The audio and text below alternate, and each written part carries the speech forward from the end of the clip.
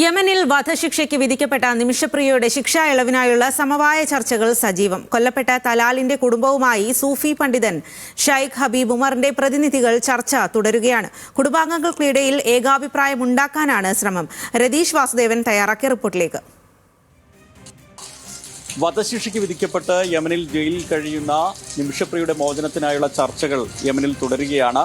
ഇതിലേറെ നിർണായകമായത് കാന്തപുരം AP അബൂബക്കർ മുസ്ലിയാരുടെ സുഹൃത്ത് ഷൈഖ് ഹബീബ് ഉമറിന്റെ നേതൃത്വത്തിലുള്ള അദ്ദേഹത്തിന്റെ പ്രതിനിധികളുടെ നേതൃത്വത്തിലുള്ള ചർച്ചയാണ്. കാരണം ഔദ്യോഗിക സംവിധാനങ്ങൾ ഒട്ടനവധി ഉണ്ടായിരുന്നെങ്കിലും വർഷങ്ങളായി ഈ വിഷയത്തിൽ ഔദ്യോഗികമായ ആശയവിനിമയങ്ങളൊന്നും നടത്താൻ സാധിക്കാത്ത ഒരു സാഹചര്യം ഉണ്ടായിരുന്നു. ഈ സാഹചര്യത്തിലാണ് വളരെ നിർണായകമായ ഇടപെടൽ AP അബൂബക്കർ മുസ്ലിയാരുടെ സുഹൃത്തായിട്ടുള്ള ഷെയ്ഖ് ഹബീബ് ഉമറിന്റെ പ്രതിനിധികൾ വഴി നടത്തിയത്.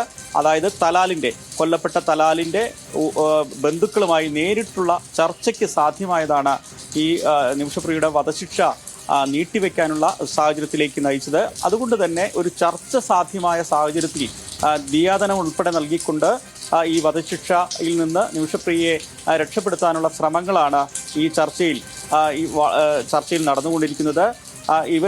ഇവരൊക്കെ തന്നെ യമനിലെ ദാമറിൽ താമസിച്ചുകൊണ്ട് അവിടെ നിലയുറപ്പിച്ചുകൊണ്ടാണ് ഈ ചർച്ചകൾക്ക് പോകുന്നത്. ദിയാദനം ഉൾപ്പെടെ സ്വീകരിച്ചുകൊണ്ട് ഈ വിഷയത്തിൽ അനുകൂലമായ പ്രതീക്ഷാനിർഭരമായ ഒരു ഇടപെടൽ കുടുംബത്തിന്റെ ഭാഗത്തുനിന്നുണ്ടാവുമെന്ന് പറയുന്നുണ്ട്. എന്നാൽ മറിച്ചും ചില ആക്ഷേപങ്ങൾ ഉണ്ടാവുന്നുണ്ട്. കുടുംബ ബന്ധുക്കൾക്ക് ചിലർക്ക് ചില വിസമ്മതങ്ങളുണ്ട് എന്ന് പറയുമ്പോഴും ഈ ചർച്ച തുടരുന്ന സാഹചര്യത്തിൽ ഏറെ പോസിറ്റീവായി തന്നെയാണ് എല്ലാവരും ഈ ചർച്ചയെ കാണുന്നത്.